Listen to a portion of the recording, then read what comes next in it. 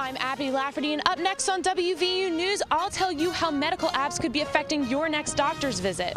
Did you know that every 2 minutes someone becomes a victim of sexual violence? I'm Brooke Chaplin, and coming up next on WVU News, I'll tell you how to help raise awareness about this issue. Local teachers are finding new ways to teach their students problem-solving skills. I'm Tristan Webster, and straight ahead, I'll show you how students keep up in the digital age. Our Emmy Award-winning WVU News starts now.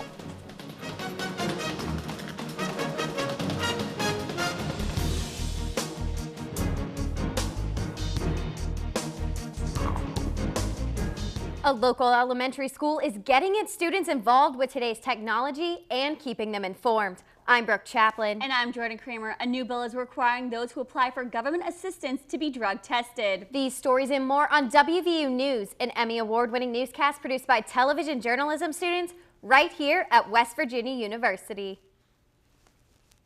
Another legislative session has come to a close in West Virginia, and while some bills were heavily criticized, there was one that most West Virginians were in support of. A recent poll showed that nearly 80% of voters favor drug testing for welfare recipients. Reporter Dakota Hoover joins us now in the studio with more. Dakota. Thanks, Brooke and Jordan. A bill was just passed that requires drug testing for those on public assistance in the Mountain State. West Virginia will become the 14th state to implement a drug testing bill in the past 5 years, but not everyone on public assistance will have to be tested, at least for now. The program will require officials with the Department of Health and Human Resources to seek federal approval on drug screenings for applicants with TANF or temporary assistance for needy families. If an applicant fails on the first offense, it would allow benefits to be kept if the person enters a drug treatment and job program. Upon a second offense, benefits would be taken away for a year or until treatment program is complete. A third offense would see a lifetime ban of benefits. The program will have a 3-year trial run and goes into effect on July 1st. Brooke and Jordan, back to you. Brooke, statistics show that 1 in 5 women and 1 in 17 men will be sexually assaulted in their lifetime. And Jordan, the month of April is dedicated towards bringing awareness to this issue. I found out how Sexual Assault Awareness Month is affecting some residents in Morgantown. Every 2 minutes, someone becomes a victim of sexual violence, and over 80% of these cases are committed by someone the victim knows. This is what happened to one WVU student. That someone I knew and had cared about since 6th grade would do something like that to me. It made me feel like it was my fault though. So I was like, oh, he's such a nice guy, he wouldn't do that to someone unless he was provoked. Not true. Kind of a jerk. But Amber isn't the only victim. According to a new study by the Association of American Universities, on college campuses like this, 23% of female students have experienced some form of unwanted sexual contact. Tips to stay safe on campus include always traveling with a friend and trusting your instincts. But if something happens or you witness an attack, WVU Chief of Police Bob Roberts advises people to speak up. If nothing else, to call and report it so that somebody else can intercede.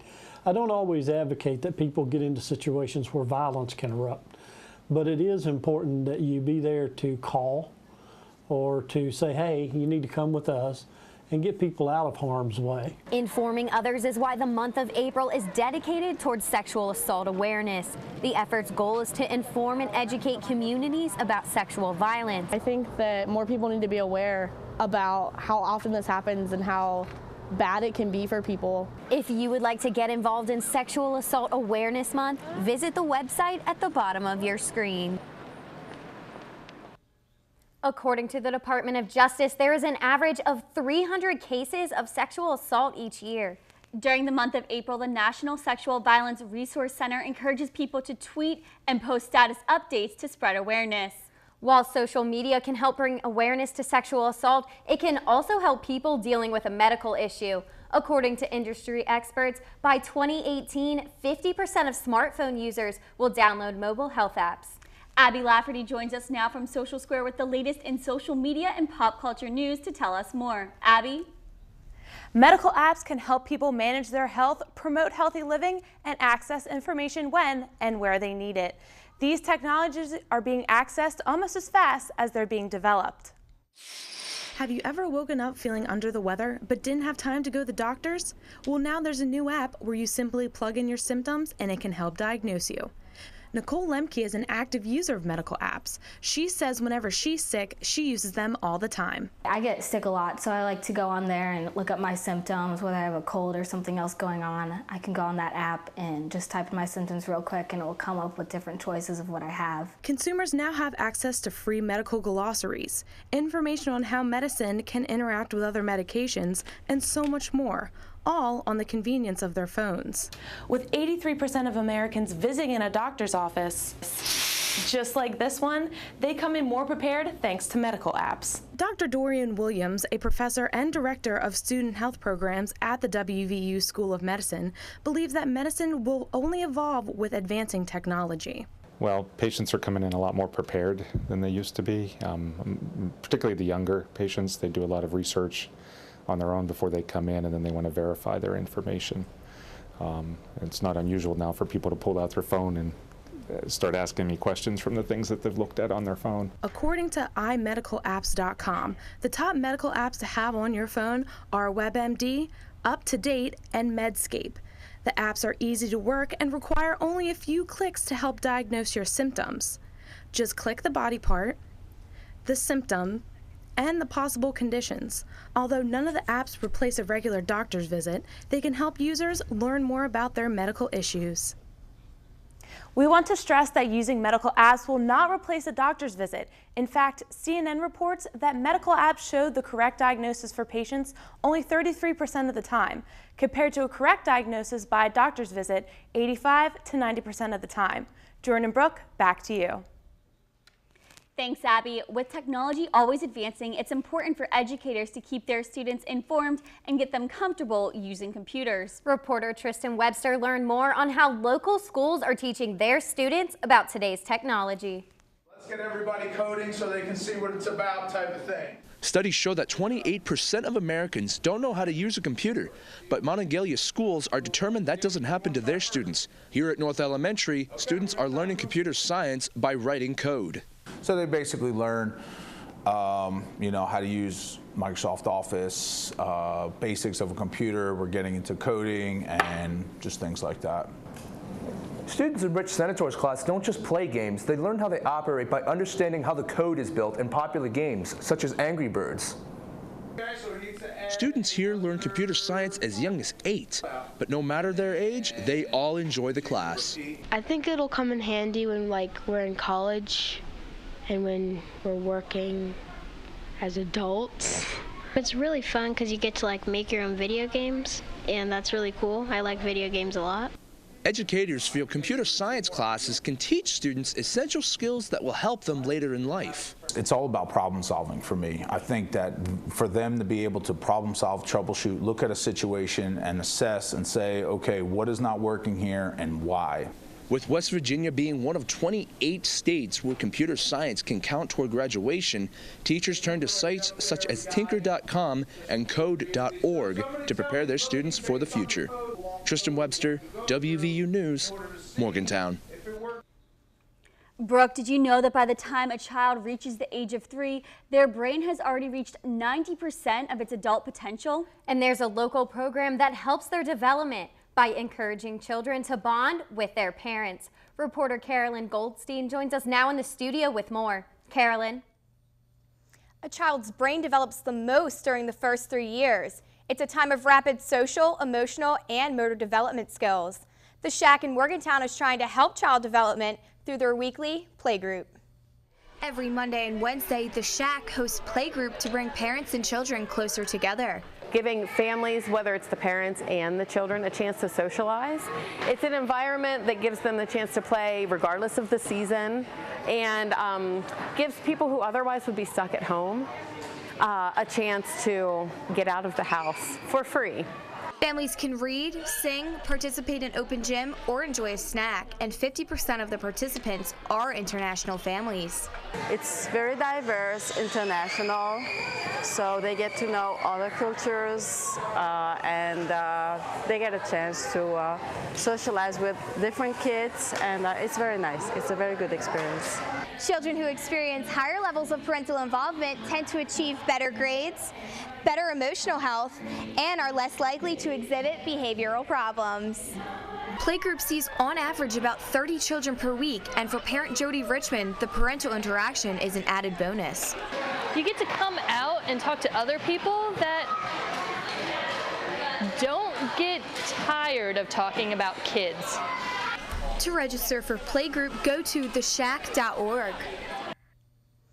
Playgroup is organized by the Monongalia County Starting Points Family Resource Center. If you would like to receive updates about the program via text message, follow the information at the bottom of your screen. Jordan and Brooke, back to you. Thanks for that report, Carolyn. Jordan, the WVU men's basketball team had a successful year, including finishing second in the Big 12 tournament. Coming up, I'll introduce you to a player on the team that has overcame adversity to become one of the team's biggest contributors.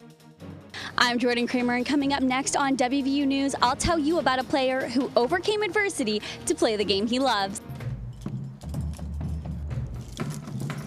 Every journey starts with a first.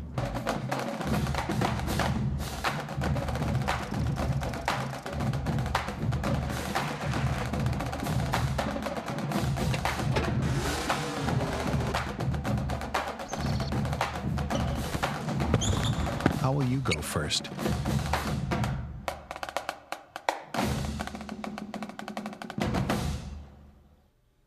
The WVU men's basketball team had a successful 2016 campaign, finishing second in the Big 12 tournament. And this year, the team got help from 3 graduating seniors. Sports anchor Robbie Devitt is here to tell us more. Robbie? Thanks, Jordan and Brooke. Jonathan Holton has been an intricate member of the WVU men's basketball team since arriving at the university. But this year, not all headlines were praising the athlete. Sports reporter Jordan Kramer caught up with Holton to learn how he overcame adversity. University of Rhode Island, Palm Beach State Community College. Those are the places senior forward Jonathan Holton played before a phone call led him down country roads. Coach Huggins got on the phone. You already knew. Great coach, third all time, winning, and I love to win. In his first season as a Mountaineer, the team won their way to the Sweet 16, and Holton quickly learned what it meant to play for the Gold and Blue. They treat you like a NBA team here because it's no pro team here, and everywhere I go, it's mad, love, support. The fans are great. Holton experienced success early on at WVU, but midway through his senior season, headlines like this became national news. It humbled me as a person, player, motivated me. Yeah, made me look at life more serious because I cannot picture life without basketball. A violation of team rules left Holton out for 4 games and missing the sport that he loves the most. And it just made me work harder. Got it in the gym every day. Prayed every day. Just ask God to please help me get back out there. Holton did come back and was a part of the first WVU team to make it to a Big 12 championship game. I was just happy to be a part of something so special. Though Holton and Press Virginia's season is now over, he will always be a Mountaineer. Jordan Kramer, WVU Sports, Morgantown. Once Holton returned to the team, WVU only lost 5 games, and he helped lead them to their 2nd straight NCAA tournament. Jordan and Brooke, back to you. Thanks, Robbie. Everyone here at WVU News congratulates the Mountaineer on a successful and exciting season. Well, that's going to do it for this week's edition of WVU News. You can visit us online at our website. You can also watch any of our shows on YouTube, and please follow us and our reporters on Twitter. I'm Brooke Chaplin. And I'm Jordan Kramer. Thanks for watching WVU News. We'll see you next time.